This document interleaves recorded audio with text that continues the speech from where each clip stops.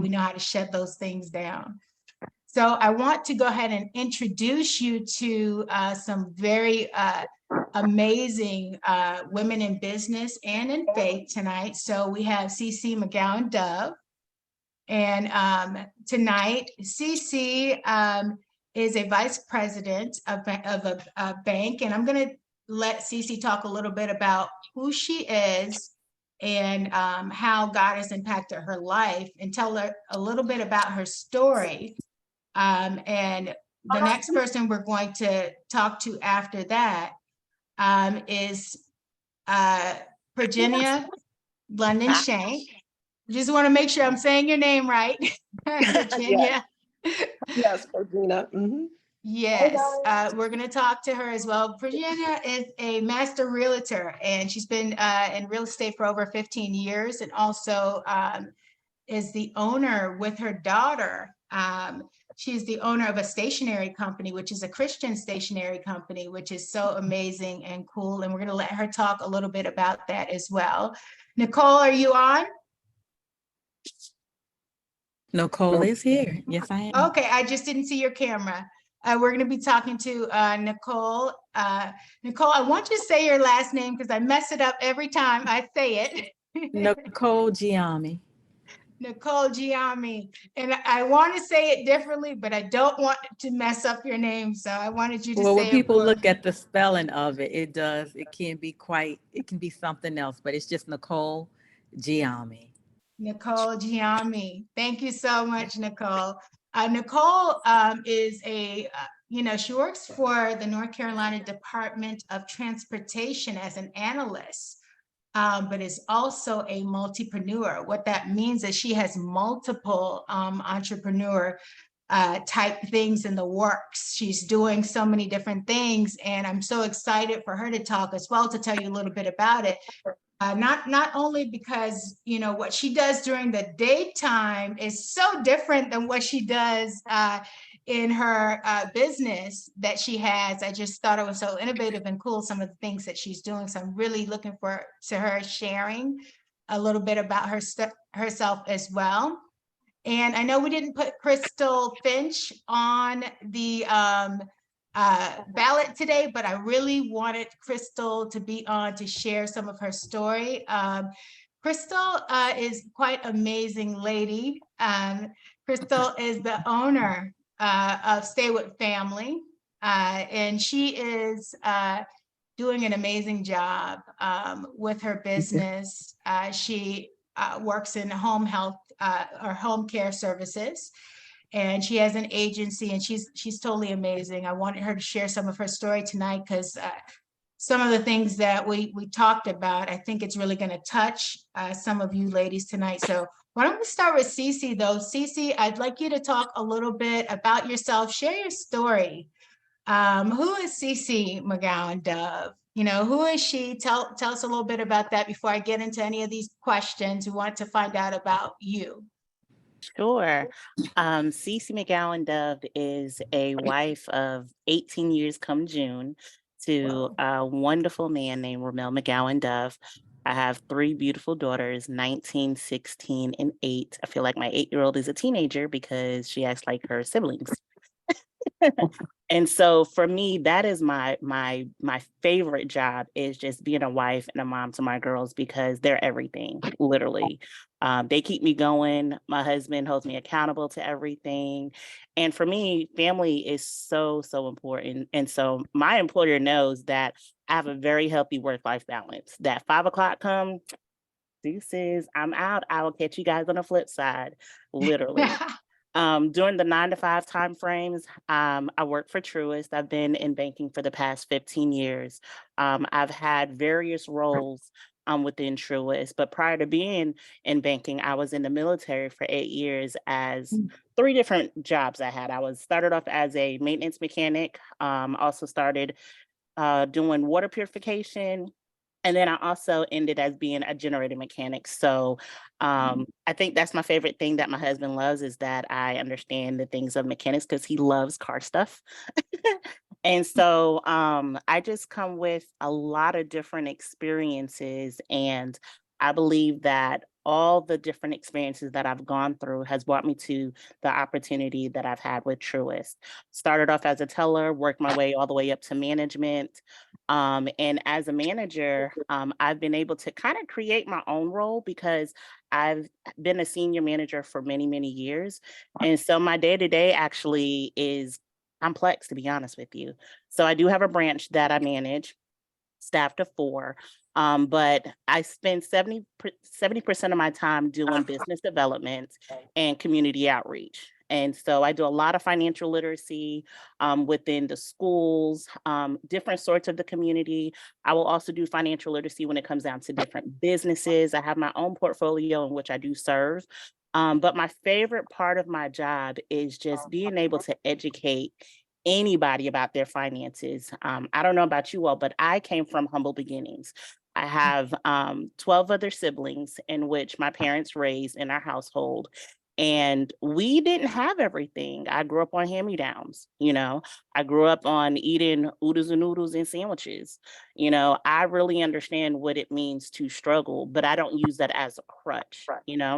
My mother, she did an amazing job in raising me because I grew up, honestly, I was a crack baby. My mother was on drugs when she gave birth to me. And so I already had a stigma, or more should I say, a stereotype that was placed upon me because I was a drug baby. And so when I went to school, I was always treated differently because of how I looked. And then I was dark skinned, and so my mother did an amazing job in just making sure that I understood that I'm not supposed to fit in. And so I personally have allowed that to be my praise, and I call it my praise because, when you walk with God, you are not going to move the same as other people. You know what I mean? You're not. Your praise is going to be different. Your worship is going to be different. How you say and do stuff and move is going to be different. Why? Because you are an heir of the Most High. You know what I mean? So you can't come stepping like other people. And that's the thing I feel like for me is my brand. I'm very authentic in how I move. I'm very authentic in how I choose to serve people. And so that is who Cece is. I love people, I serve people, but I'm authentic. Wow. Cece, by looking at you, I would have never imagined what you just uttered. Praise God. Never. I met Cece. I'll tell you a story about Cece. She is what she says she is. She is absolutely what she says she is. I met her at a ministry that I used to go to. And from there, I connected with her during, as I was opening up a couple of businesses, some different ventures, and I opened up a couple of bank accounts with her. And her husband also works for the same bank that she does, but a different branch. And so I was in doing some transactions one day, and I walked in, I saw him, I was like, what are you doing here? So they really do keep everything in the family, completely. And by her, just sharing her story, just thank you for that. Thank you for sharing your story. And that's really amazing. I wanted to ask you, how did your faith influence your perspectives on some of the things in your life that God actually told you to have patience with or wait on, both in your business life and in your personal life? That's the first part of the question. Okay. And then the second part of the question is, how do you find peace and trust in the process of waiting? How do you do that when there's so much coming down on you at the same time? Well, honestly, my relationship with God is everything. It is everything. It's like breathing for me. That relationship is everything. And I love and respect my husband so much that he allows me to be me. When he knows I need to step away, he lets me be. Same thing with the girls. They let me be. They know that their wife and their mother is a prayer warrior. They know and understand that I'm going to be a change agent and call and tear some things down. Because at the end of the day, it's my only weapon. Literally, he is everything. You know, there's been so many situations that I can even speak of in which I didn't know what to do except for sometimes pray my way through it or praise my way through it. And as easy as it may sound, it's not, because sometimes I want to be angry, but the word reminds me I got to be slow to speak, slow to anger. I'm like, "Grr," you know? And then there's other times where, the word reminds us that, there's a time and place for everything. You know what I mean? So it's like, I have to control Cece. I have to control this flesh. And when I mean controlling that flesh, that means sometimes denying that plate, sticking Mhm. with some water. You know what I Mhm. mean? Sometimes going in my closet Mhm. and literally praying, screaming, do whatever I got to do to get this flesh in order, because I noticed from me, and I can only speak for Cece, that if I was to continue to be the OCC back in 2005, where I call that the BC days, I don't know if I would have been a vice president now. I'm just being real. I don't know if I would have been a vice president because of just my mouth, the way how my mouth was. And it was just one of those things where my mama used to always tell me, my daddy used to always tell me, but then I had people that were willing to sow into me and say, you know what, I see something in you. I see greatness in you. You need to shut this. You know what I mean? And so it was honestly, it's a check. It's a reality check. I constantly check CC to make sure CC is in order. And sometimes it's hard. Not sometimes, all the time it's hard. But if you're trying to be a model for your girls, you know what I mean? You have to. If I'm trying to be a model to those that I mentor, I have to. Why? Because they're watching me, and it's one of those things I look at. It's no longer the life that I'm truly living, but it's the testimony that they have to see and that they're witnessing. And so, how do I stay patient throughout the whole process? Whew, it's tough. But honestly, I literally pray through everything. I literally fast a lot. And honestly, it's one of those things that I literally ask the Lord to give me wisdom in how to do it. Because there's so many different ways in which we can go about doing things, but it's not the way that He would want us to do it. And it's tough because this flesh wanna do a whole bunch of other things, but it's not in His will. And when I tell you that it's not just only in His will, but at the same time, it's not sometimes of, His expectation, like His God expectation for us to be operating in that manner, and so it's tough. And that's just being honest with you. It is really tough sometimes, but you have to be patient. You have to want more. And that's the thing that really drives me. I want to be more than what society says I should have been. I want to be more than what, my second grade teacher told me that I won't gonna amount to nothing. You know what I mean? I want to be more than what the doctors were saying. I remember my mom used to tell me that I was a miracle baby. I shouldn't have lived past one. And look at me, I'm about to turn 40 in a month. You know what I mean? So it's just, I want to be more. I want to be able to show my family, my siblings, and everybody else. If I made it, you can definitely make it because I put God first. Now, Cece, I'm gonna ask you one more thing, and it really is pertaining to your upbringing and coming from, being in a state where you were a crack baby, as you said. How does that impact the way that you and your relationship with your girls are? How does that impact that the whole way that you were brought up? What does that look like? Mm.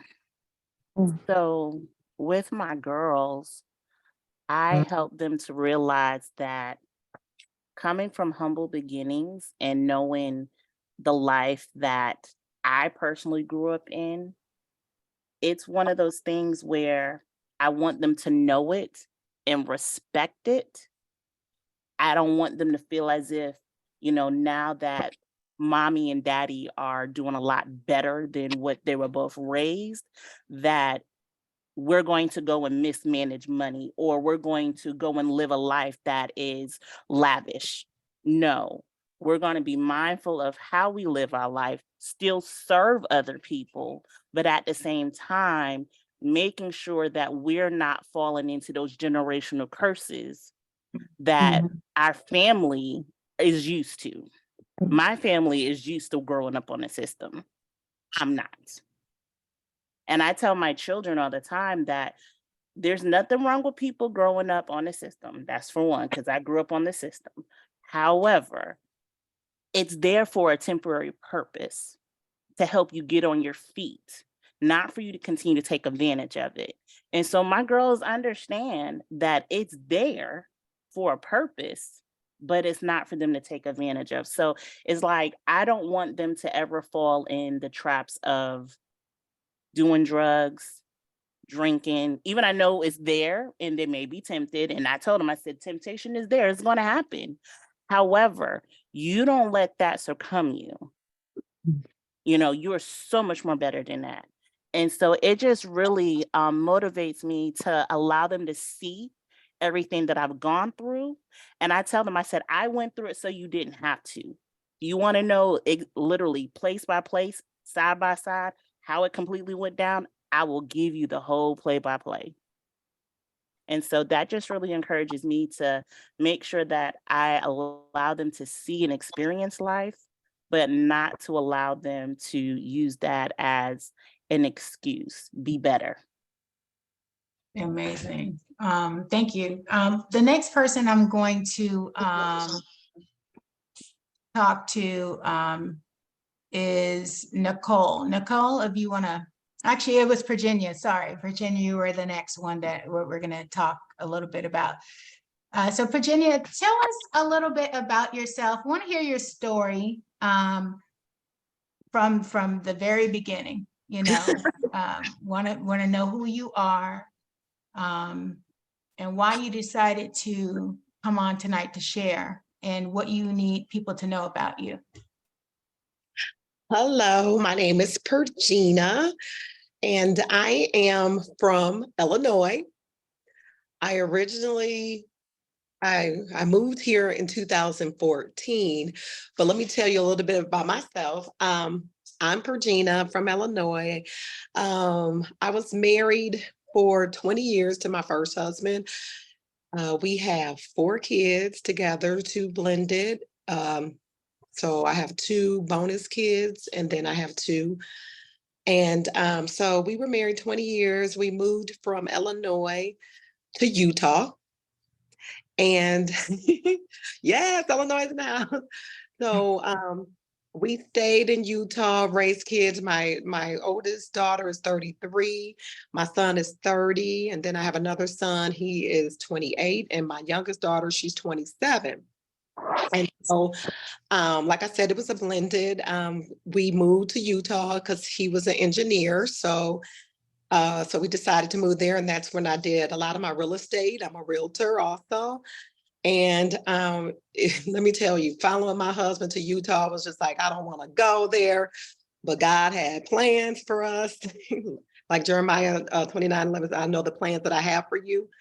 And so it was an experience because let me tell you, not a lot of us. And I had to make a church, I found a church home, and it was Caucasian church home, but nevertheless, it was amazing because God was in there. So getting used to that, God was in the midst. It was a Baptist, and they treated me, it was amazing. We had fellowship, we had home groups. And I think that's where my faith grew the strongest, because I was in an unfamiliar place. And so being that said that, following my husband passed away in 2012.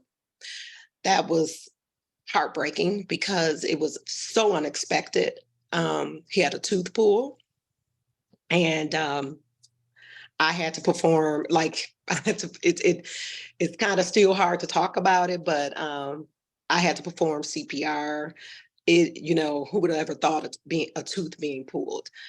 And I'm telling you, that's where my faith just, I knew God was carrying me, because it was very dramatic. And through all that to say, my youngest daughter, he didn't see her graduate. So how I got here to Atlanta is because when she graduated, she was like the only one in her class. She wanted to experience being with her, so she came here in 2014. I followed her. She went to Clark, Atlanta, and I followed her. And God is good because now I'm married. I met my husband. So I am married again. And like I said, it was challenging. I was like, I'm never going to get married again because, that was the love of my life. We were married 20 years.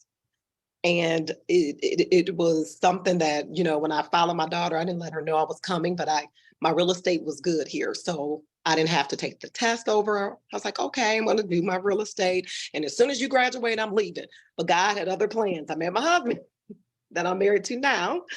And so we did marry. And like I said, it was nothing but God because I had no plans of getting married. And so it's only been 2 years now that we've been married.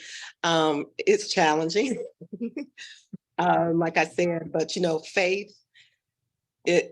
I'm a woman of faith, and things happen, and I think God was using me through all this because my mom just recently passed, and I think that's when I really started to grieve when I came here in 2014.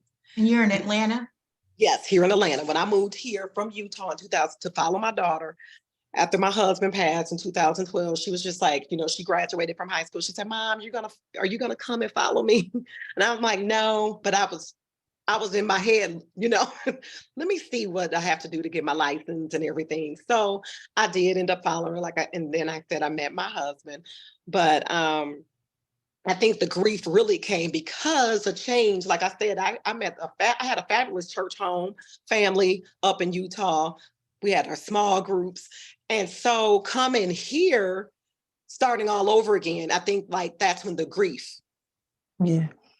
really, start, coming in.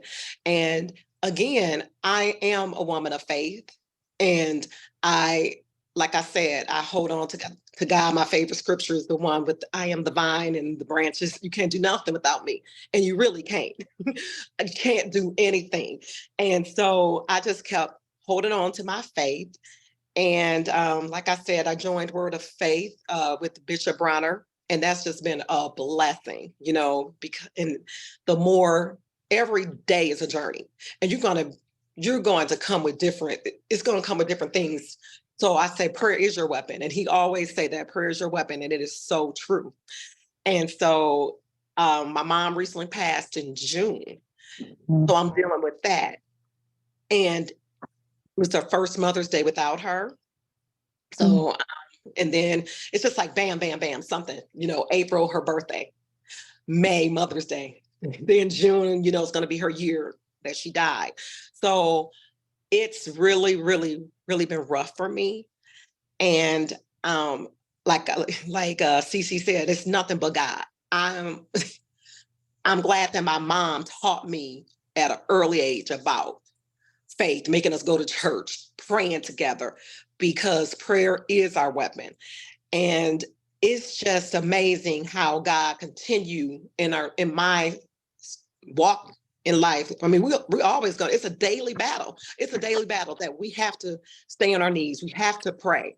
And it's very challenging. And like I said, it's not easy, but the weight, like, it's so funny because I was just telling my husband, I said, sometime God, so we can depend on him. If we get it too quick, we forget, it's God, everything, and I had a lot of things that, personal things that come, but it's for God to get the glory. And I just see things just happening, and, I can never take the credit. Even now, I was like, "Ooh, how did I get through this? How did I get through with my first husband, giving him CPR? Nobody but God." And so I have to say that I'm a woman of faith, no matter what. I used to always say, "Oh, I hate that I'm so, they say hyper, full of joy." I said, "No, I'm not hyper, I'm full of joy." Because the joy of the Lord is strength. And you know what? I was like, I'm not going to apologize because this is the way I am. The joy of the Lord is much, and not to say that I don't have bad days, because we all do. But with God, whew, and I'm a living witness because, in 98, my dad died, in 2003, my sister died. And then 2012, my husband died. And I'm just, now my mom. And, it's just like, when my dad and my sister died, I had my husband, my first husband. So, but, God whispered in my ear and said, "You got me." And he has been carrying me. And yeah, and that's, like I said, that's how I got here for my daughter. And then if I met, God is good. I met my husband now. I got a couple of questions.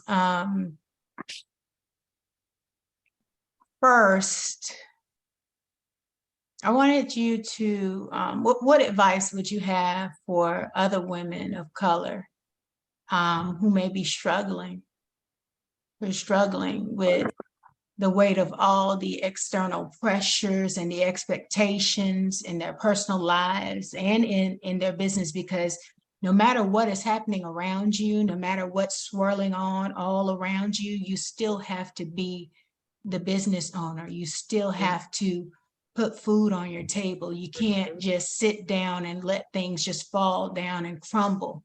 Mm-hmm. What's going on around you? Mm-hmm. You lost your first husband, you just lost your mother. Mm-hmm. And I know it's hard, right? Mm-hmm. Hard, but what can you say to that? How do you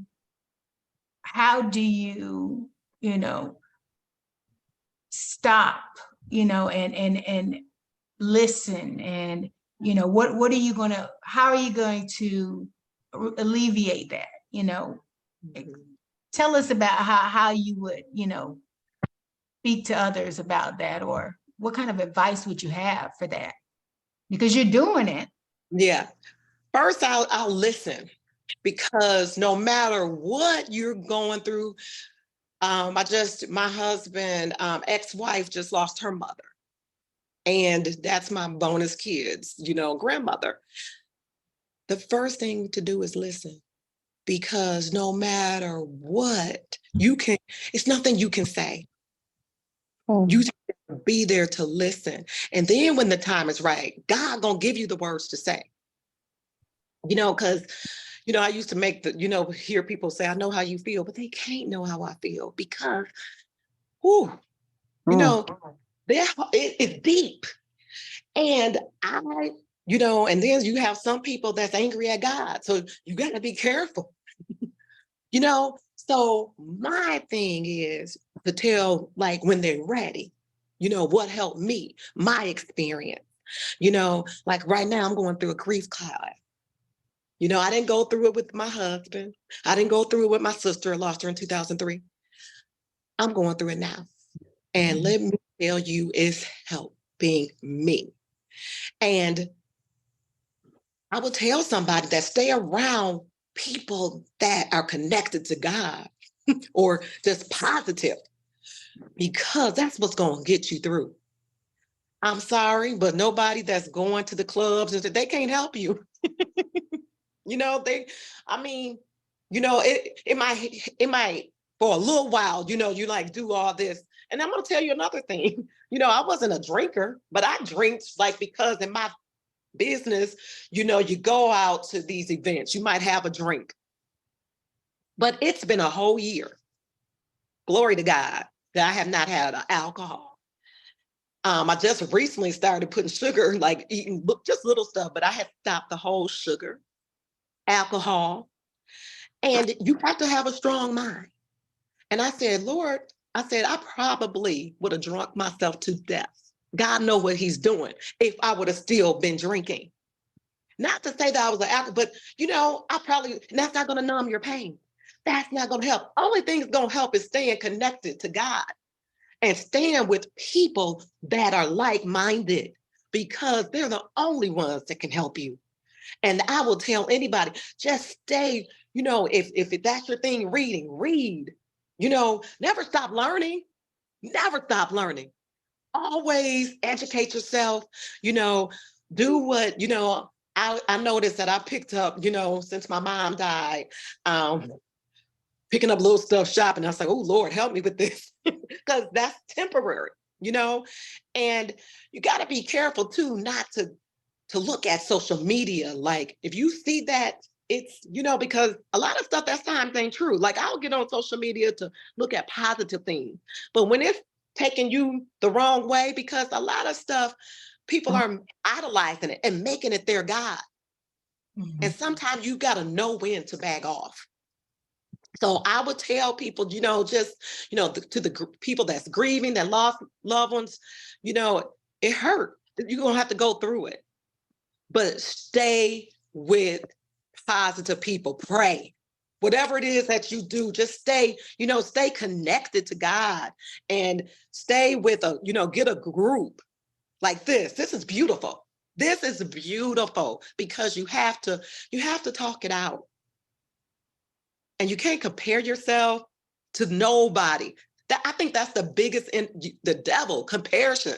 But you see it all the time.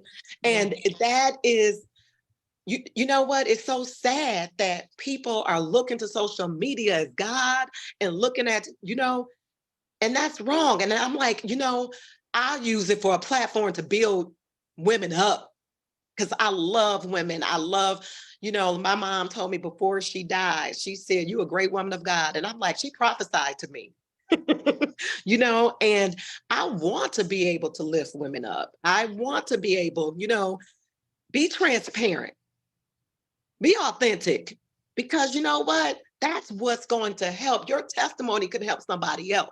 That's what you got to be a listener first. And you're doing that right now.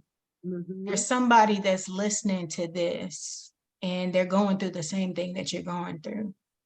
Every situation that we walk through is not for us only to experience. Mm-hmm. That's why God made us connected with one another. Sometimes you can feel people next to you. I can feel people. I can feel their grief. I can feel their pain. I can feel when they're happy. Mm-hmm. And God does that. The Holy Spirit will do that. So you would know what they're feeling, whether you need to pray for them, or whether you need to just be there to listen to them. And when you said that's absolutely true. When did you realize the importance of seeking that support that you needed? When did you realize that? Because I know when lots of times when people are going through a grief like you are, there's something that comes to a head where they just know they just can't handle it anymore. When did you realize that was there? I realized it when my mom died, honestly, in June, because, I'm so sorry, you guys. I realized it in June because it was like I was spiraling, and I was like, I can't do this, by myself. I have to have, I need some help, and because I was thinking about, like, I started thinking about other past deaths. It was like a compilation of my sister, and And, and then it was coming like, my husband, he was like, I can't help you. I said, you're right, you can't. Only God can help me. And he was trying so hard, and I was just like, you're right, you can't. Only God can help me. And that's when I realized, ooh. And I had to pray and ask him. And I mean, it's a daily battle. Like it is, and something might trigger it. So honestly, I realized it when my mom died. And that's just in June. So it'll be a year. It's very, it's still fresh, and in your mind. And that's something that you go through, and it's a battle to move through every day. For me, when I'm going through something, it seems like I'm so weighted where my mouth, I want to pray. Mm-hmm. I want to cry out to God, but it's almost like, I can't find the words. And I'm talkative. I'm always talking. Yeah. But when I can't find the words, there's something wrong. Yeah. Mm-hmm. When I can't find the words to utter, when I can't cry out to God, when I just feel like I'm stuck and there is nothing else that I can do, but sit in his presence. Sometimes we can't speak. And sometimes it is to listen to what he's trying to say to us too. So that's a whole nother thing when you're so, the weight is on you, where you almost feel like you can't breathe. The next thing that you feel like you can't breathe. There's that next breath, you're grasping for that next breath to come through. And but that was me too. That was me, because I was like, I said, Lord, I feel stuck. And then I noticed that I said, Lord, I'm not spending time with you. I'm not spending time with you. And even now, I'll get up a little extra early and spend time in that word and just meditate. And I'm telling you, it makes a difference. It really is. And I apologize, I didn't mean to cut you off, but I'm just like, yeah, you're right. And sometimes when we just spiraling out of control and we just can't, it's that piece of the puzzle. Like, we need to be connected to him. We need to get back to the basics, that intimate time with him, and we just, for me, that was me. that crying, that boohoo, that ugly cry time for me.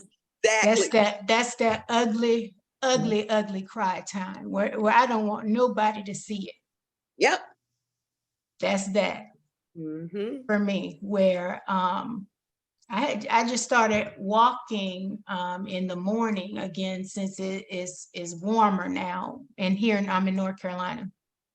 And I started walking, and as I walk, I started to pray. And I see, I can't be on these people out here on these people track, boohoo crying, looking like this. What if somebody sees me? What if somebody sees me? But God is like, you better get your cry on. Yeah. You better walk around that track and you better cry. Okay, no matter what you look like, no matter what's going on, but that release and that relief that you get from giving it all to him and laying it down, there's no feeling like it. There is nothing like it. Thank you for sharing that with us. Nicole, I wanted to let's talk to Nicole and find out who Nicole is, and find out who you are. We know you work for the NCDOT as an analyst. You've got an amazing thing that you do for minorities, women and minority businesses, and the part that you play in that is really instrumental in helping them to succeed and build, scale, and grow their businesses. That's amazing. But there's more to you, like I said before, than doing that. You not only do that, you have a whole other side to you as an entrepreneur. So I want to hear about you, want to hear about what you do for NCDOT, but I also want to hear about what your life is outside of that, and who God is to you, why you're here, and tell us about your story all the way down to the nitty gritty. We want to hear it all. Thank you so much. I guess I just first want to say I can totally relate to everything that I've heard the ladies say here today. And if I could just put a label on it as I listen to everything that's being said. So, Danica, thank you for having me here amongst these wonderful women on this panel. But it's witnessing. What we're doing here in that realm and that aspect of it is witnessing, because we are just speaking truly about the experiences and the things that have happened or that we've experienced in life, and God's place with us throughout that. So just wanted to share that. I think when I as it for me there are two things that kind of, I think, tell my story or wrap me up, and I'll talk about some other things. But there are two things that I totally live by. And the first is, to whom much is given, much is required. And faith without works is dead. That is, I live my life wholeheartedly every day with that in mind. And so sometimes when the burdens, when it seems to be a lot, when things weight seem to be heavy, I just remind myself that that we do what we do not just for ourselves but for others. And when we think about it, Jesus paid it all, and there is nothing that we can do on any given day, regardless of how much we think we have on us. And I'm not saying that you don't take care of yourself when the weight just feels too much, because we definitely need to take care of ourselves. But there is nothing that any of us will ever experience in this life that Jesus himself did not experience many times over, right? And so with that, I just, again, so I just, for me, I do what I do every day, thinking that to whom much is given, much is required. And I've been given plenty. That's not to say I haven't had some challenges and some rough times across the board, because I have.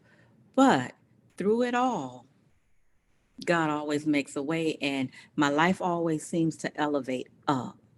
And so that's a blessing. But I also understand, and I truly believe that, when I talk about faith without works is dead, God has already laid out our path and our plan, but you got to do the work. And you do just a little bit, and He's already done so much more. And I always tell people, God and His blessings and things isn't this mystical, magical thing. It's very real, reality kinds of things. But you just do a little bit, and then you see the miracles, and you see so many other things open up in life. And so I just think that's always important.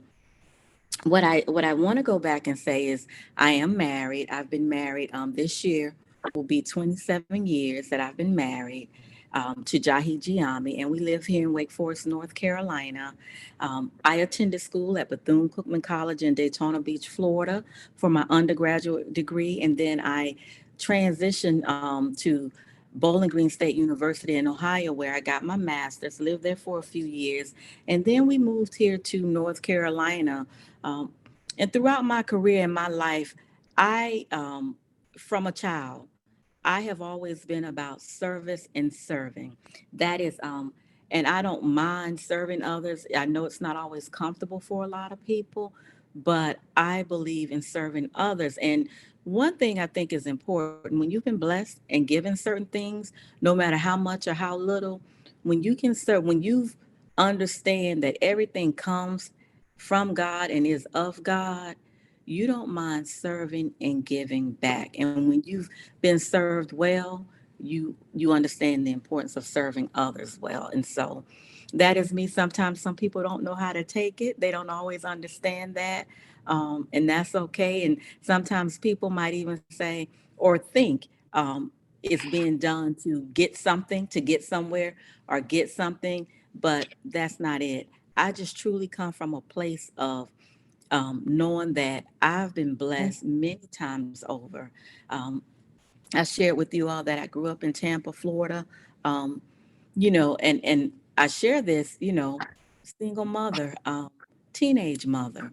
Now, but in that, and I know everybody has their story, and it's different for everybody.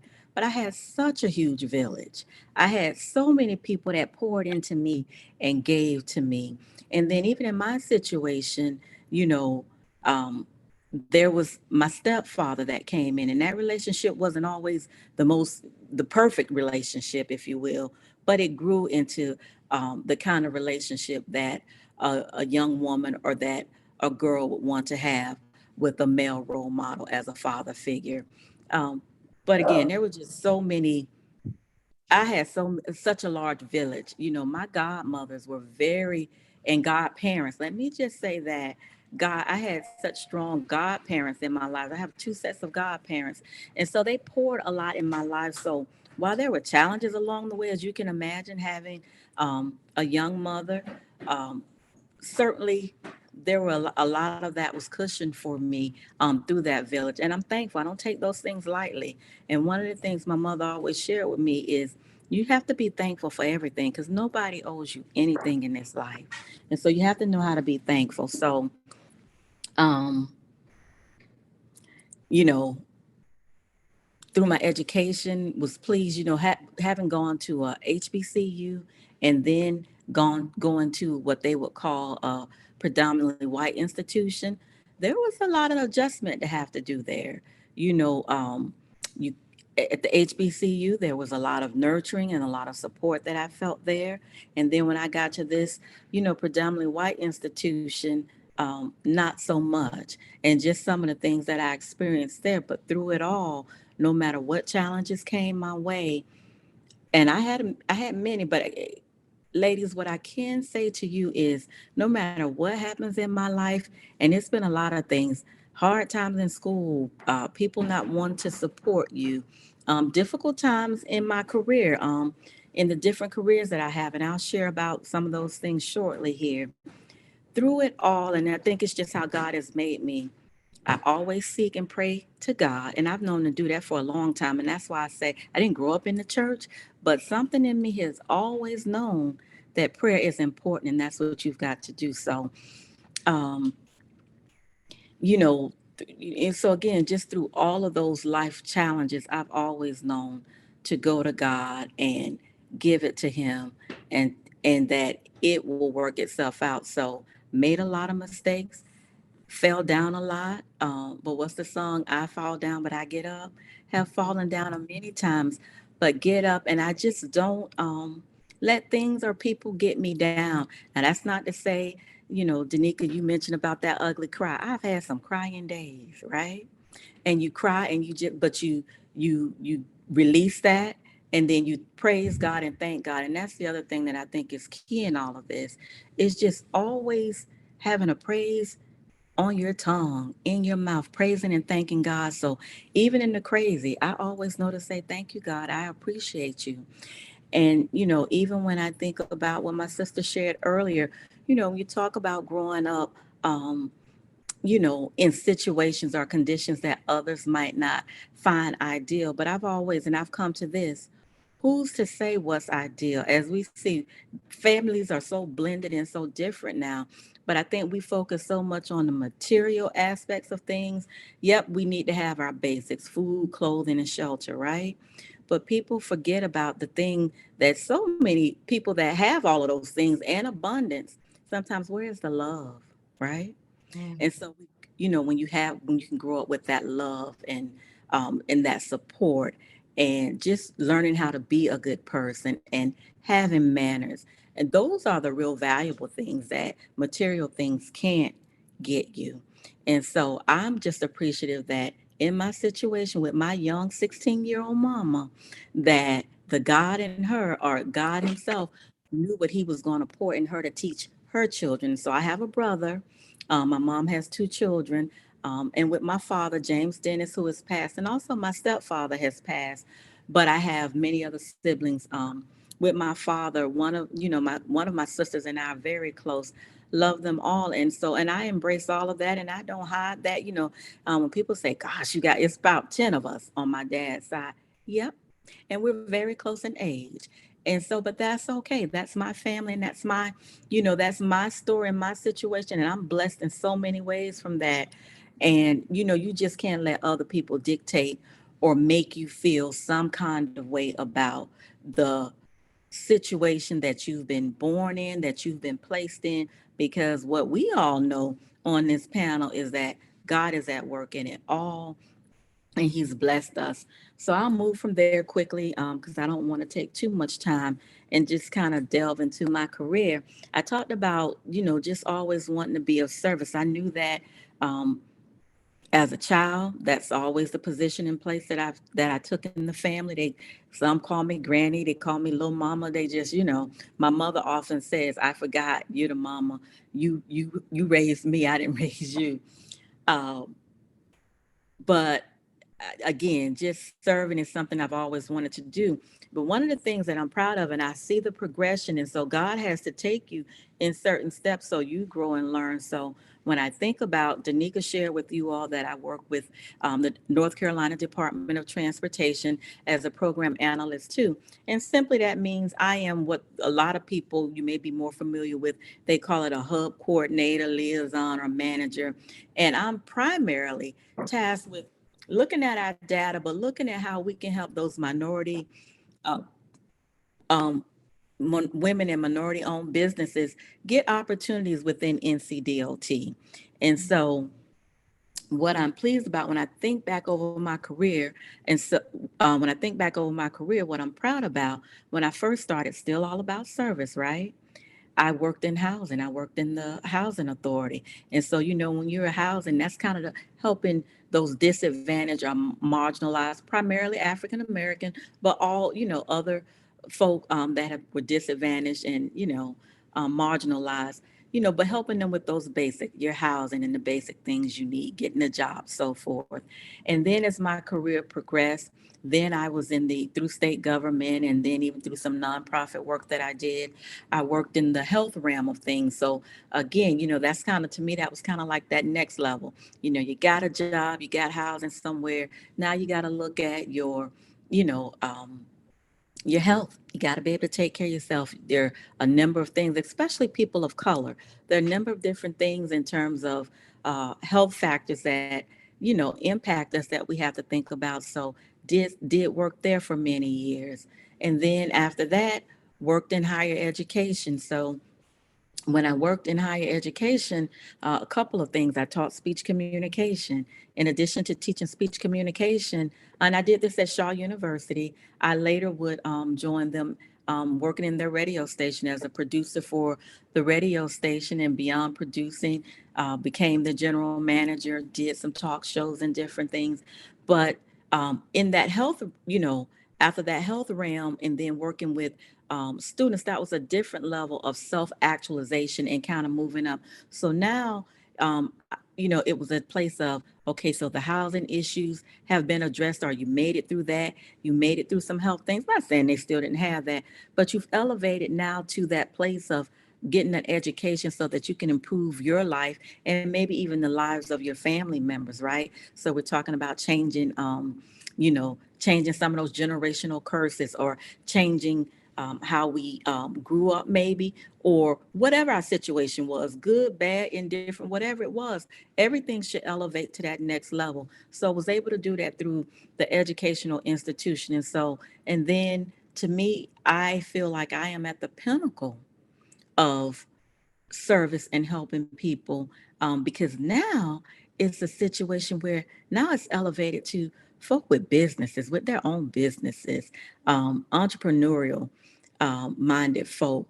And that means so many things, not then because it's not just what they then do for themselves and their family, but it's how it impacts the communities in which they live, the state, the city, the state in which they live, and then ultimately the nation. So I am in love and excited with the work that I do now with the Department of Transportation, because I just think it's beautiful, especially with people of color. And I'm especially proud of my African American people, women, and, and just all that with the businesses and the things that they have done and are doing. And if I can help in that in any kind of way, that's what I'm committed to doing. That's what I'm going to do every day, all the time. And then that being said, Danica, you also asked me to talk just a bit about my businesses. And so I started out, when I started my career, I started at the Housing Authority as a grant writer. And so when that was done, it was an awesome skill and it's opened up so many doors for me.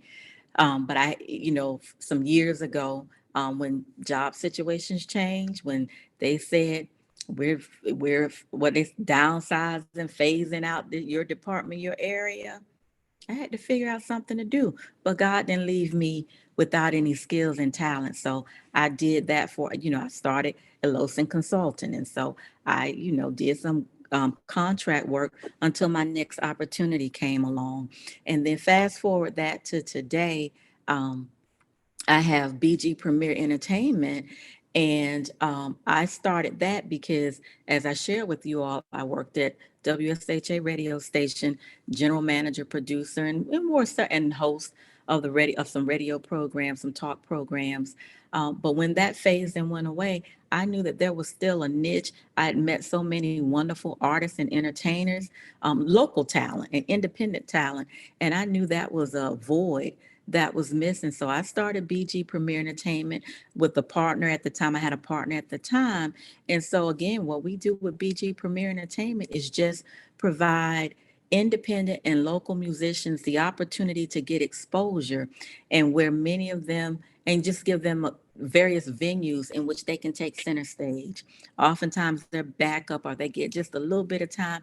We try to really give them the opportunity to come center stage. And so really proud of my work. And through BG Premier Entertainment, I'm able to hire not just the entertainers that perform, but also other people of color and women to do other aspects of the work that we need. So I'm always excited about that. And excuse me, I'm sorry. I don't, here, let's see what happened here.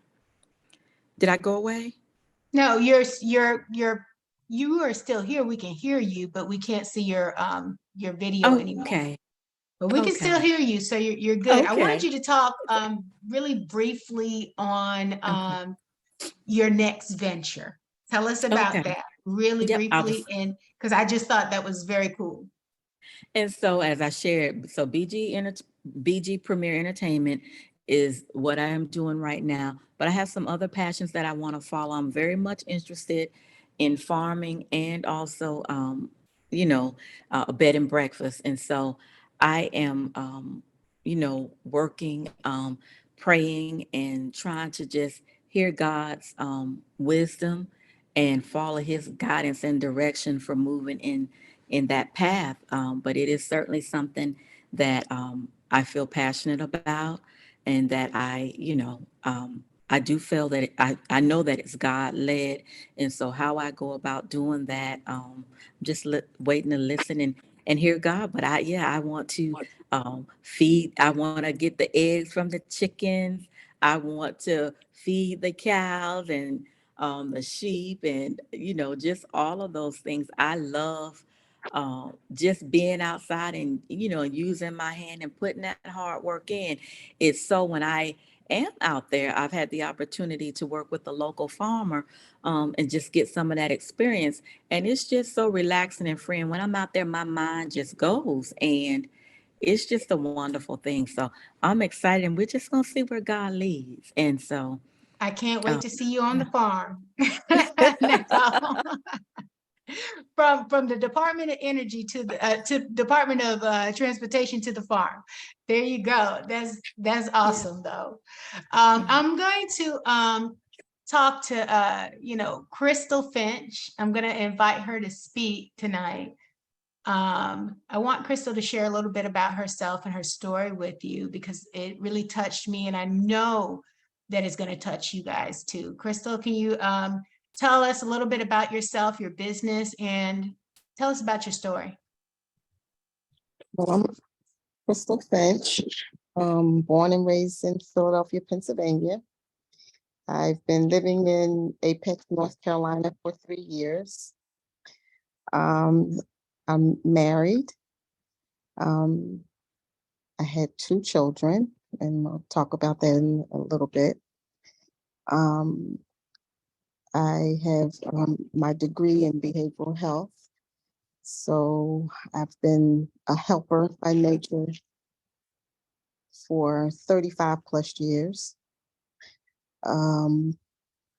I had the idea of starting my own business after being pulled so many different ways for other agencies and companies. And someone said to me, you know, you do so much for this person, you know, you're generating funds for other people. What about you doing it for yourself? And I said, for myself. I just never thought of it, of working for myself, being a businesswoman, an older businesswoman. I will talk about that. And so I got my LLC before the pandemic and decided to walk away from the job that I loved, but wanted more for myself as a black woman. And in making decisions for myself, there's been some challenges which I could relate to with you ladies speaking this evening. So a lot of the challenges came from me being a caregiver and giving back to everybody. So in 2009, I was working and I started taking care of my uncle, who at the time had HIV. And my sister and I took care of him, and basically to the end, and watched him take his last breath. Then in 2010, my grandmother passed away with cancer, took care of her. And then 2012, my daughter was murdered in Philadelphia at the age of 31. And my mother passed away in 2014. So in all of that, that week that my daughter, which today is May 17th, my daughter had turned 31 May the 7th. And I got the call May 17th that my daughter had been shot 6 times. And I was in school obtaining my degree. And it was a very challenging time. So today is the first time, May 17th, that I've been able to speak with anyone about my daughter's death. Today was the day that she had been murdered, and I got that call. So grief counseling, I kind of shied away from the grief counseling at first. I was so busy helping people all my life and in my career that it was time for me to learn how to self-care. And I didn't know how to do that. I didn't know how to do it, so I shied away from it. Ultimately, I did join the grief group in Philadelphia, and it was the best thing that I ever did. You hear people say, I don't know how I could do that outside of grief and losing a parent or losing a child to murder. You hear people say, I don't know if I could do that. Well, I'm here, and I've been walking in my faith for a very long time. And my faith has got me through some challenging days where I didn't get up. And today was almost that day that I didn't get up. But we had a conversation. I had a conversation earlier. And I just wanted to thank everyone for being on this platform to allow me to tell my story. Losing my daughter was when I really stopped everything and had to just learn how to be in that grieving, go through that grieving process when I was the one who was helping people go through grieving processes. And I found myself with my uncle and my grandmother. And I just lost my brother, my oldest brother, February 8th. And so it's been a lot. It's been a challenge, and starting the business, and trying to be a wife. And I have a son, and I have 4 grandchildren. My daughter's oldest is 25. So I continued to raise him after she was murdered. And she has a younger one that's 18 now. And my son has 2 children. And it's been it's been a lot every day. Every day. Some days I put on my smile and I go out and I do what I need to do for seniors. I care for seniors. My business is a care companion agency. And so I'm now, pouring back again. However, I do take that time for myself and make sure that I'm the best, because if I don't take care of myself, then I can't pour into anyone. So this morning we had a conversation about being a mother of daughters. I lost my only daughter.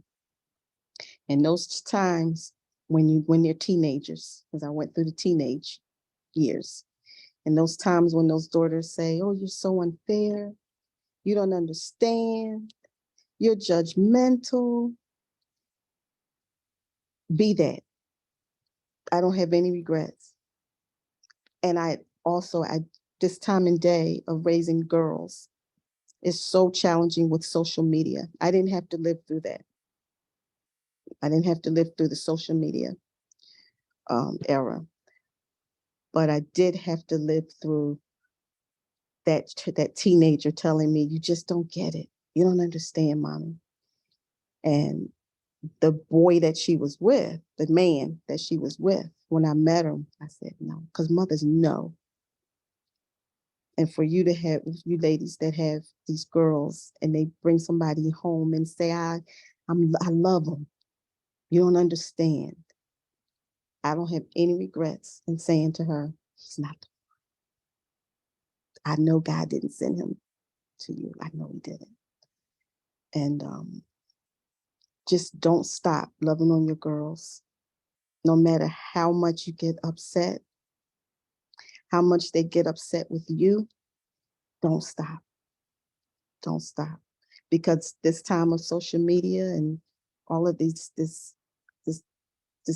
transgenders and all of the things that are plagued now, I can't imagine, but I know I will be just as strong.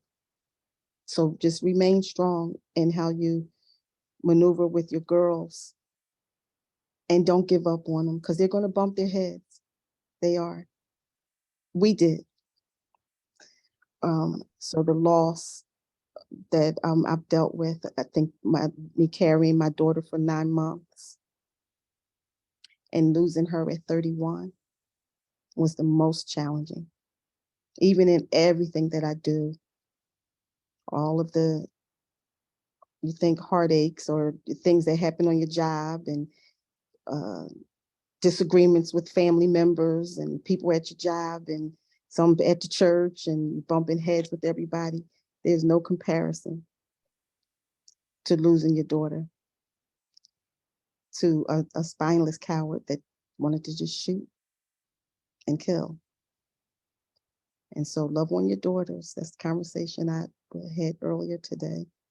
Just love on your daughters and allow them to be who they need to be, but don't be afraid to put those boundaries, because I'm not ashamed. Although my daughter's not here, I would do it all over again and put those boundaries in place, especially this time and day when so many things, our girls get pulled so many ways. And self-esteem, the one thing that I did understand after my daughter was killed, because I don't say she died. My daughter was taken. She was killed. It's self-esteem. And you can't give a young woman self-esteem. Self-esteem, the first word is self. And you just can't. The only thing you do is keep going. And I've learned and kind of missed the mark that her self-worth, she did not think that she could do better and be better. Mm. But again, it was nothing that I could do to make her feel the way I thought she should feel. And so that was a hard pill to swallow through grief counseling one-on-one, and then sitting with others and talking about, some of the things you may have missed. But again, I don't think I would have done anything differently. But just learning about kind of who she was too, through her death. Some things that I was like, I missed that mark. I didn't know. And so it brought me here to North Carolina. I have a brother here. My husband and I are here. And my other grandchildren are up in Philadelphia still. And today was just, I'm humbled. I'm thankful that I'm able to come on here and talk about it today, talk about the death of my daughter on May 17th. Mother's Day was hard. I heard the young lady say that Mother's Day, that was very difficult. The whole morning, I just cried. And some days that I just want to cry, I just cry. And some days I want to have that ugly face, I just do it. I used to care. I don't care anymore. I don't care. I have a friend, her son was murdered a month before my daughter was murdered. And she was with a longtime friend of hers at dinner one time in Atlanta. And she began to cry because they had played a song. You know how you're in restaurants and some music comes on and it was a song, and it was one of her son's favorite song. And the longtime friend said, why are you crying? And she said, well, this song is just reminding me, that trigger. Anything can be a trigger. And the friend said, you're embarrassing me. Somebody's going to think that I'm doing something to you. Can you please not do that?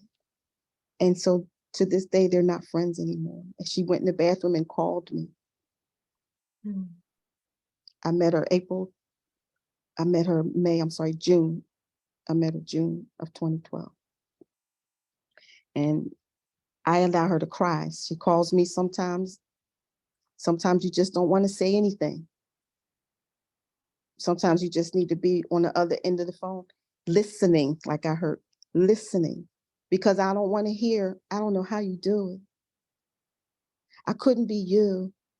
Oh, I would have done this or done that. You don't know what you would have done. All I know was what I did, and I'm here, and I started a business. Tell me about that, Chris. So tell me about that. How did you find your power? Where did you find your power at to start the business after going through so much heartache, so much pain, the loss of a child? How did you find your power to say that I'm going to do this? I'm going to leave the job that I've had. I'm going to move. I'm going to leave. I'm going to start this. Where did that come from? Where did that start? It started from a conversation with a nurse in Philadelphia. Mm. And then it started with me praying about that conversation. And praying for a long time before I even thought about the LLC. Because again, I said, I can't do that. I was doubting myself. And she said, yes, you can. And I've been in, leadership roles, manager roles. And again, I did that. So I've always been able to have a conversation with someone, but I always go back to the Lord. Like that, I'm having this conversation for a reason. And so I always go back to the Lord. And I've always been in church, but really didn't know the Bible. When you're young, your grandparents says, come on, let's go to church. That's for them. I had to learn, I'm in my 60s. And I had to learn, you went to church for them. And today, my brother has been a pastor for 38 years. My brother left Philadelphia at 17. to go into the military. And he is a pastor here in Apex. And we sit and say, wow. And so I came here 3 years ago, myself and my husband.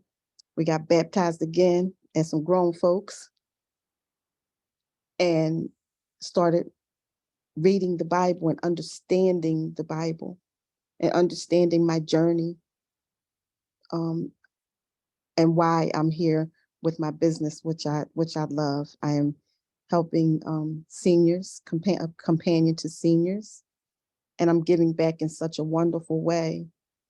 The seniors get left alone, and the seniors that I work with, they tell me, if it wasn't for you coming here to have this conversation with me today, I don't know what I would do.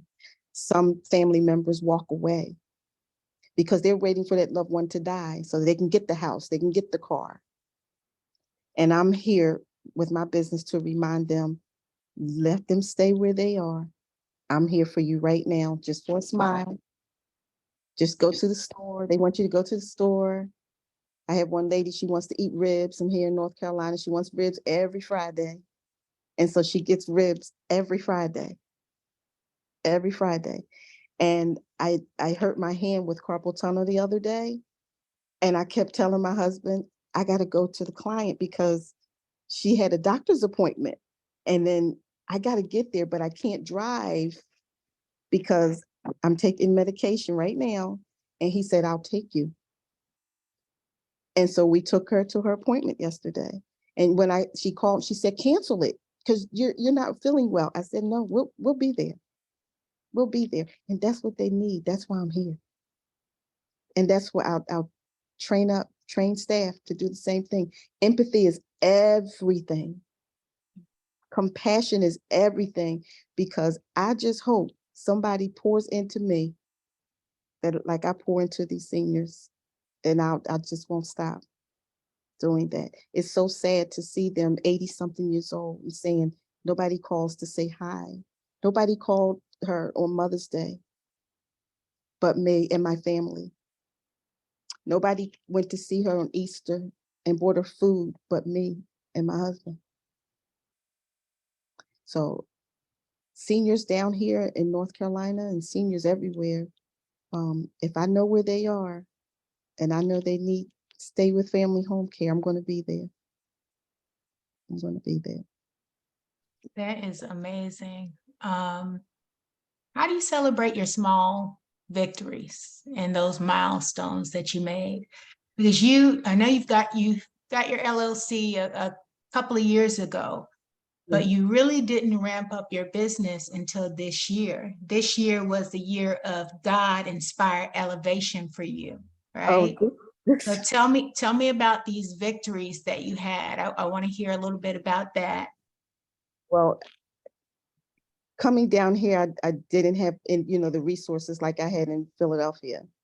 And so it was a bit of a challenge. Like, how do I, get my niche? How do I start to develop relationships? And so Miss Seymour reached out to me, and I said, I don't know anybody here. Is she a scammer? Somebody is trying to stalk me. Like, I'm just like paranoid to the third power. So I go to church, right? And the lady that told me about the hub, I'm hub certified. Hey, I'm hub certified. And I said, this lady reached out to me.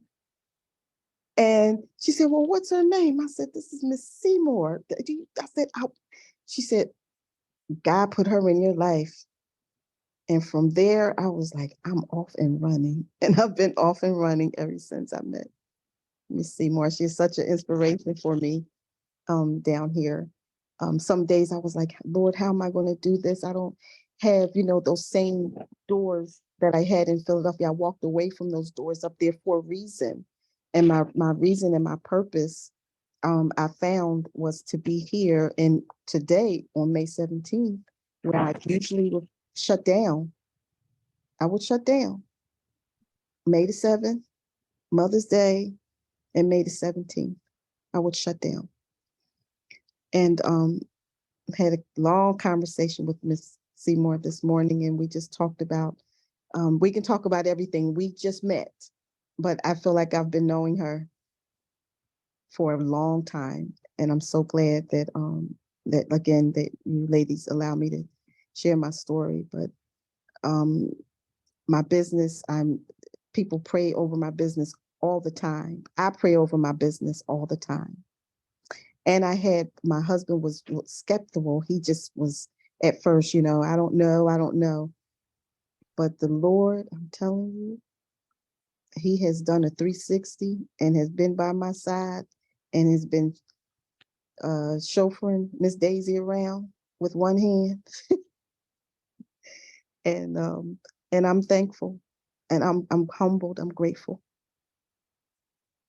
Yeah. We're grateful that you shared your story with us, Crystal. It was powerful because you are powerful. God placed people in your path because he knew that you were faithful to him. God will place people in your path. You just have to ask him. When you cry, when you're crying out for something, when you're looking for something, sometimes it's not going to come in the box, the little tiny box that you thought that it would come in, right? But he will give you confirmation on it.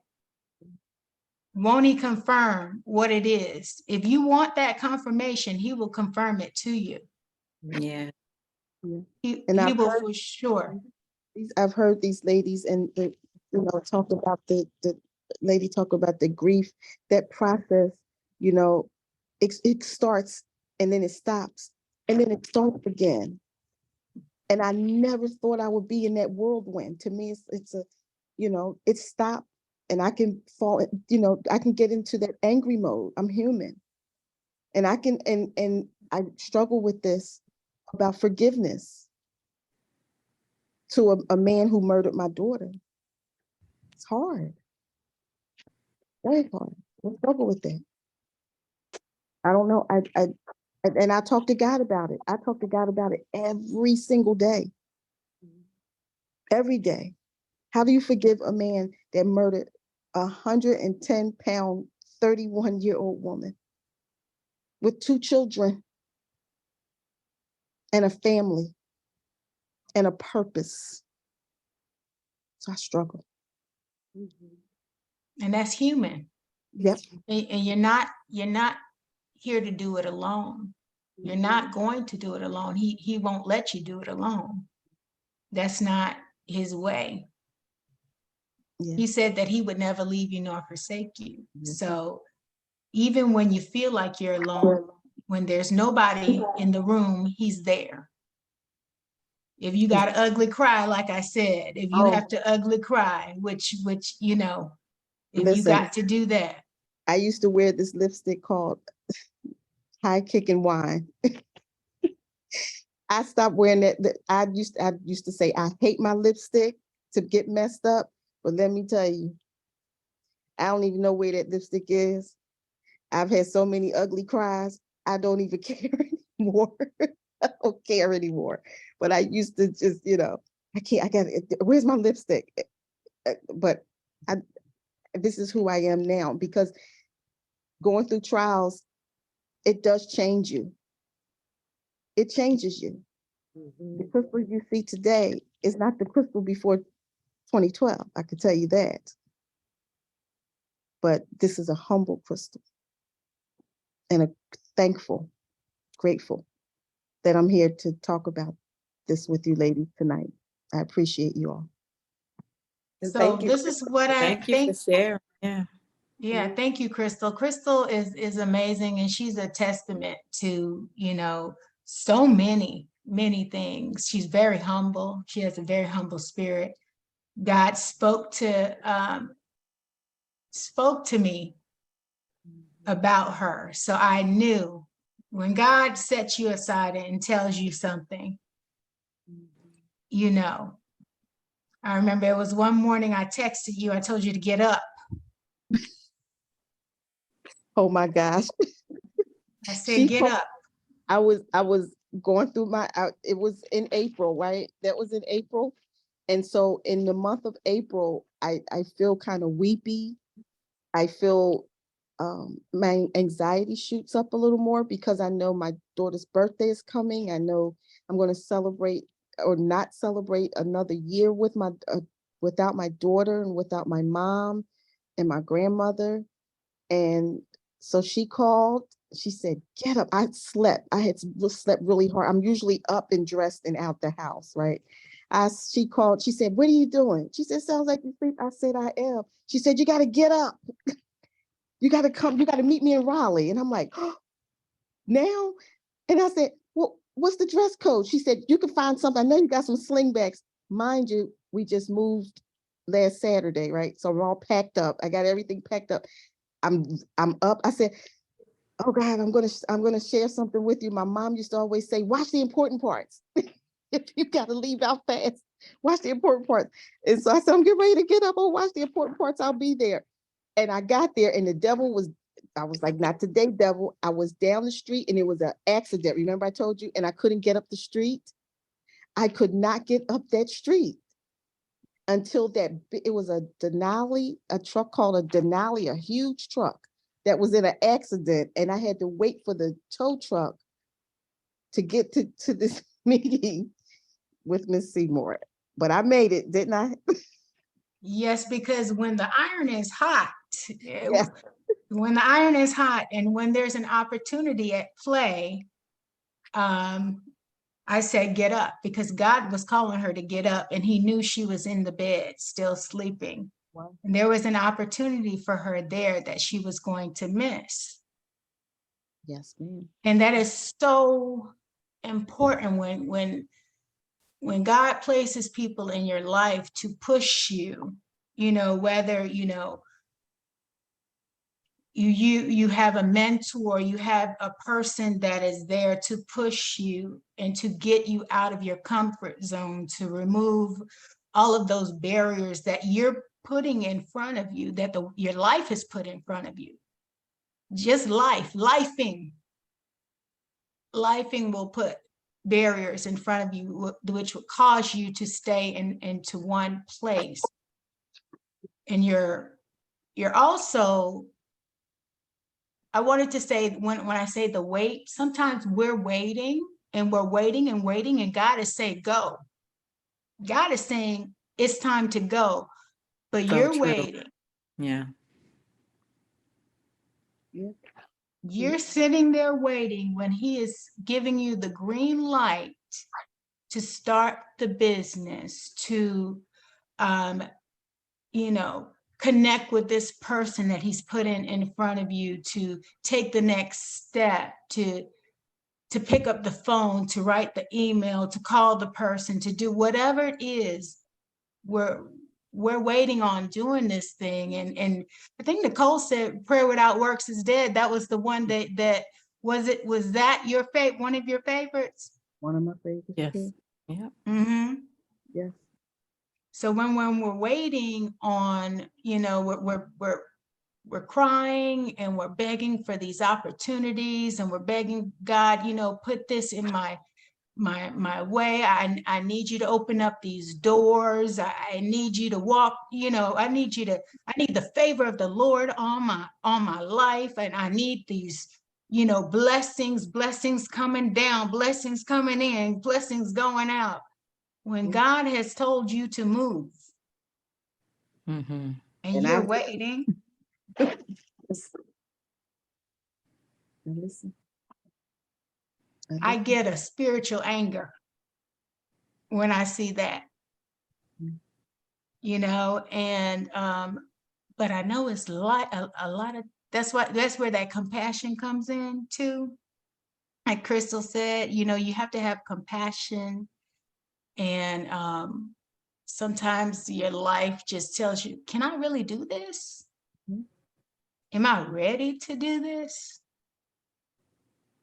Maybe I'll wait a little longer. I need to get a little more, let me get a little more together. I need to set some more things up before I start. Mhm. My And website doesn't look right. Yeah. Go ahead, Nicole. I was just going to say too, and sometimes even busying ourselves so much, You know, that's one of the things that can be self-defeating. That's something with myself, as much as I'm a giver, nurturer, and those kinds of things. Sometimes we busy ourselves such that we can't and we don't move when God has given us that green light to do some things. So we have to be careful about that too. And so I think that's sometimes something that we deal with. You know, we stay so busy doing all these other things when really we need to just be focused on what it is God has green lighted us and called us to do to move forward. And that being said, at the end of every Empowered Voices, I let each person say one sentence on a question that I'm going to give you. So this is, 1 to 2 sentences, and let us know, what is it that you will not be waiting on that God has told you to do in 2023? Now, I want you to think about this because when he speaks, and he spoke it to you because you've gotten confirmation on it. Each person has had confirmation on something that God has told them to do, but you're waiting on something. So I'm going to start with Jamaica Leathers. For 2023, I actually started off this year with something pretty grand, which is to relocate to Texas. So I started making arrangements and everything like January, February. So I actually leave out. I have a one-way ticket May 25th, which is next Thursday. So I am so anxious and nervous and all of those things, but my excitement and the fact that I feel like I have 5 kids. So making arrangements, to orchestrate them and make sure everybody's okay for who's coming and who's not coming. It's been a lot, but I'm very excited. I thought about doing this move 4 or 5 years ago. I was too scared to do it. So my voice gets shaky talking about it, but it's ladies up here that have relocated. So I feel like it's up, as the young folks say. Amazing. Congratulations, Jamaica. We Thank can't you. wait to see you move over into what God has for you next. Amen. All right, Dawn.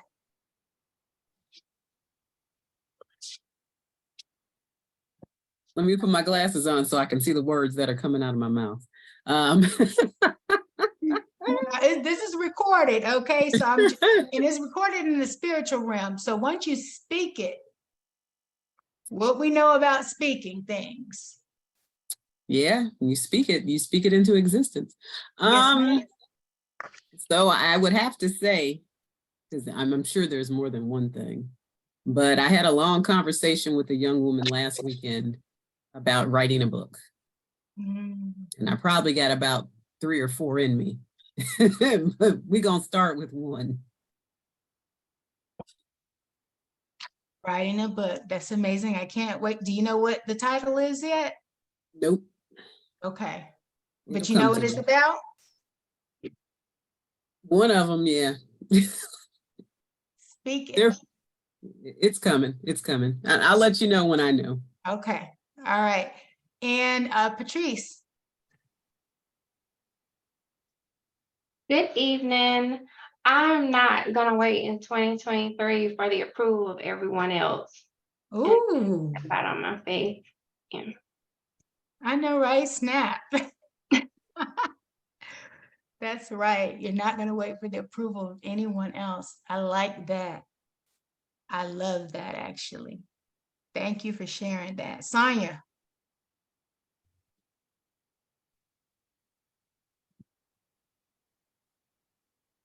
Wrote a book in 2015, and God has been speaking to me about doing a second one, which has been very hard because the first one, it seemed like he just downloaded it into me. I felt like I kind of cheated, but this one is requiring a lot of work and a lot of heart, if you will, a lot of work on my own heart. And I was like, this is a bit much. And he's been pushing me to do a seminar. And I said, well, this is way too much information. How am I going to do a seminar? And then one night he said, start with 1 hour.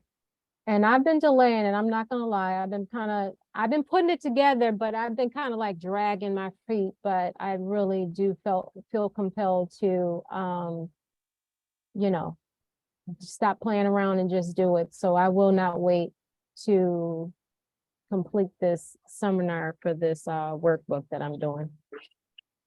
That's amazing. You're right, Cece. Deliverance in your testimony. That's right. There is deliverance in your testimony. Yes, that's powerful. Angela.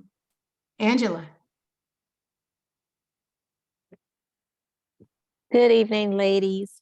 So in 2023, I will no longer play small. I will show up from the background to the front and present the gifts that God has given me to serve the women of God with boldness and with clarity, and no longer hide or delay the process. Oh, wow. So you're going to be pushing yourself to the front. That's right. It's time for you to shine. This is your year. It's your time to be in the front, not the background. Praise God for that. Amen. Bridget. Guys, so God has been putting on me to expand my business vision, to build out an ecosystem here. I'm here in Rocky Mount, North Carolina, and I was waiting on a grant that I had applied for, but he told me basically to do it without the grant, and that where God guides, he provides, and walk in the light that he has, that he's given me, and more light will come. So I am working towards it, and I'm so amazed at the connections, the different people, the doors that are opening up. And I'm not worried about, how it's going to be done. Just recognizing that it will be done. And so I'm excited about that. That's faith. That's faith.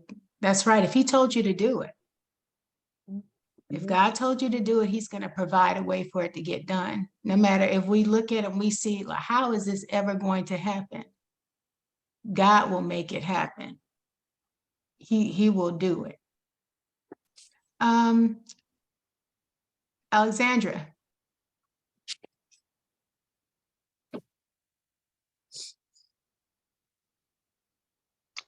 Yes. Okay, one thing I will not do this year is to look at the end before I begin. So I have the tendency, when God gives me an assignment and I see the end of it, I get fearful because I feel like it's too big, like that I can't fulfill that. Then I begin to procrastinate and cause delay in order to fulfill it. So I realized that about me, that I will take it one step at a time in order to get there, but I will stop looking at the end and just look at the beginning and just follow the instructions. Okay. So what will you not wait to do? You will not wait to follow the instructions. You would just follow what God is telling you to do. Correct. Gotcha. Yes. So if you hear him say to do it, we don't want to be disobedient. Okay. So we want to make sure that we hear whatever it is that he is saying. There's a reason. God has told me to put on a red shirt. I'm like, okay, there's a reason why. There's a reason why. The littlest things,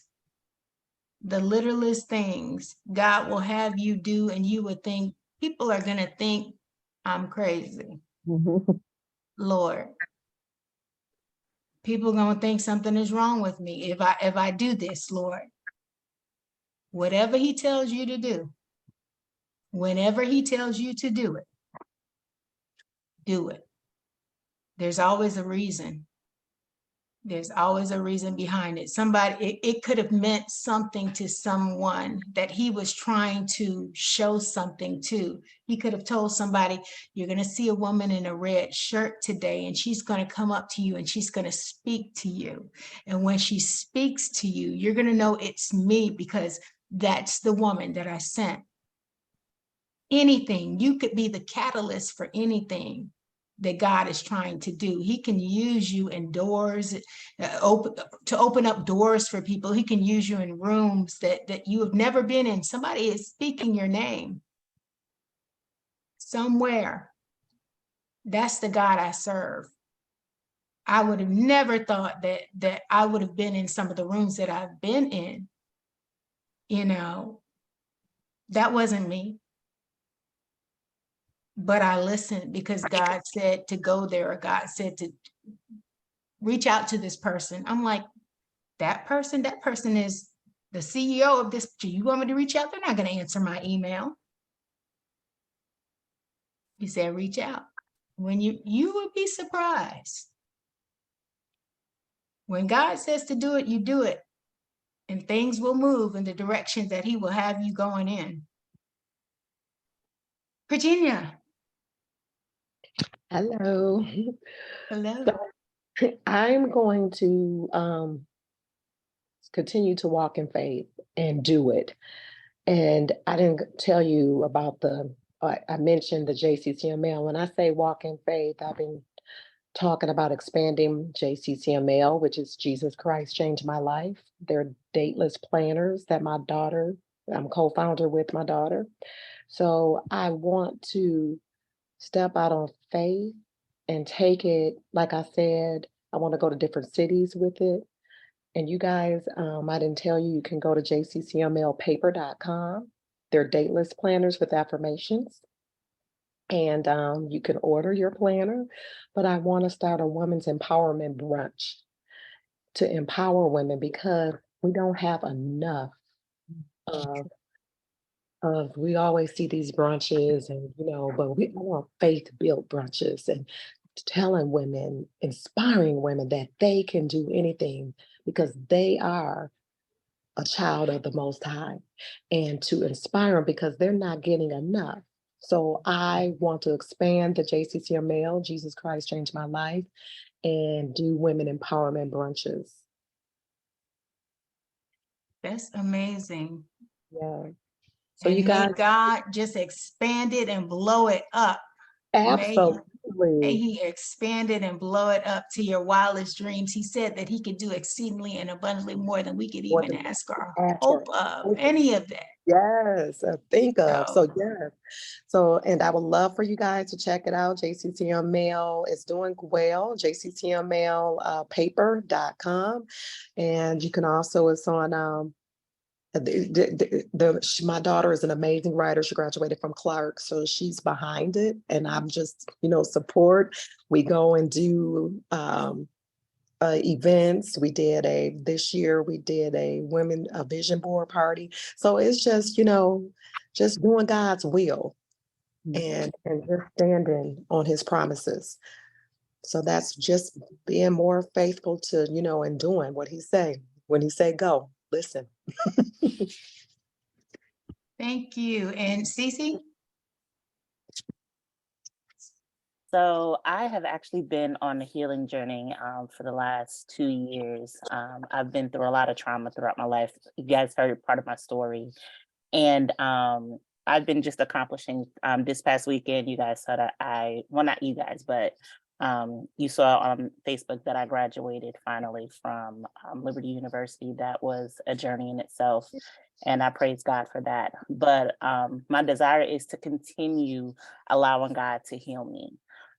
It's been a process. There's been times in which I have been scared, fearful, and just going through the emotions of it. But the biggest thing that I've taken away from it is the freedom And so I'm just going to continue to lean on in and be obedient to this journey because, again, it's for me. It's for nobody else. It's for me.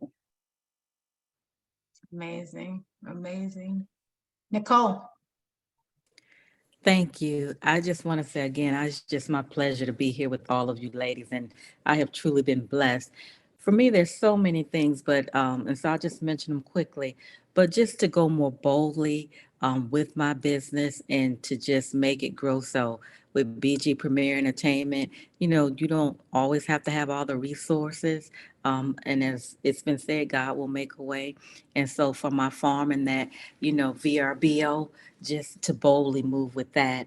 Something I didn't share, I have a wonderful relationship with my mother, but God has been working on me about not overshadowing her, right?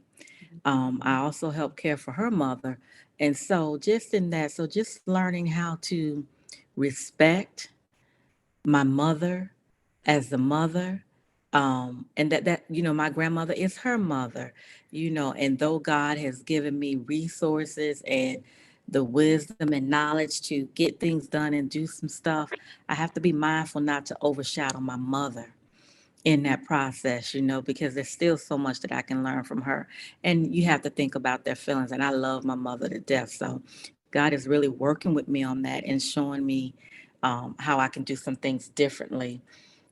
And then also just where to invest my God-given gifts, even with some girlfriends and just different people. I like to help everybody, but you got to know where to spend your time. And God has just been showing me that in some places I've spent and invested time and energy where I shouldn't have. And so just, wanting to make sure I do that.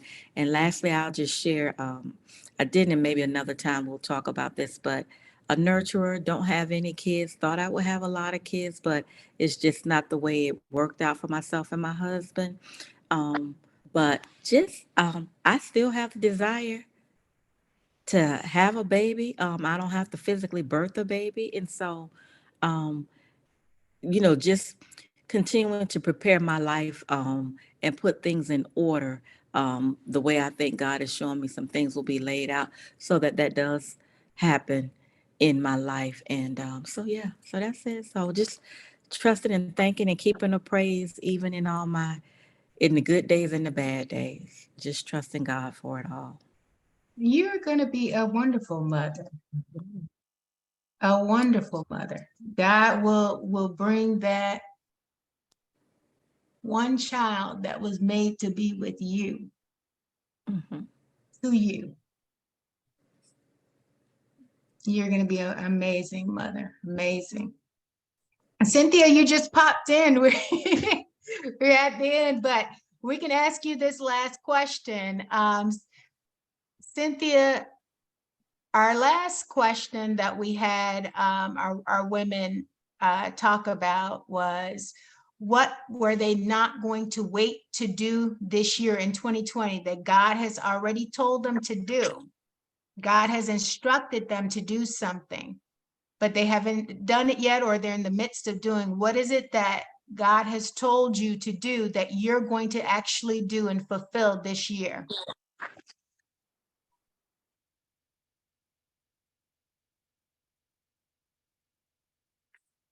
And you can come off of mute, Cynthia.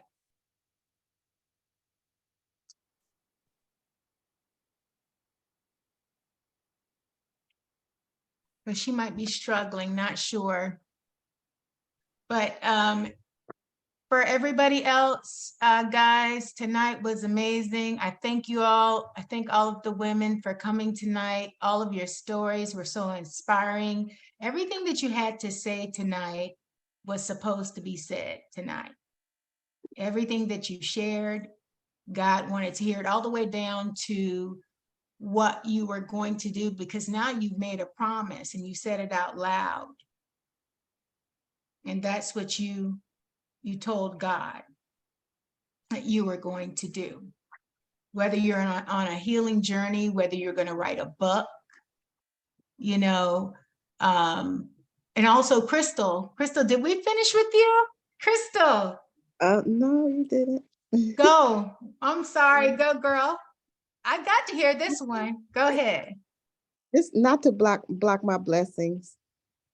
I really, for 2023, I don't want to block any blessings, because sometimes I can stand in my own way. All right. So you're not going to stand in your own way. Stand in my own way. No, because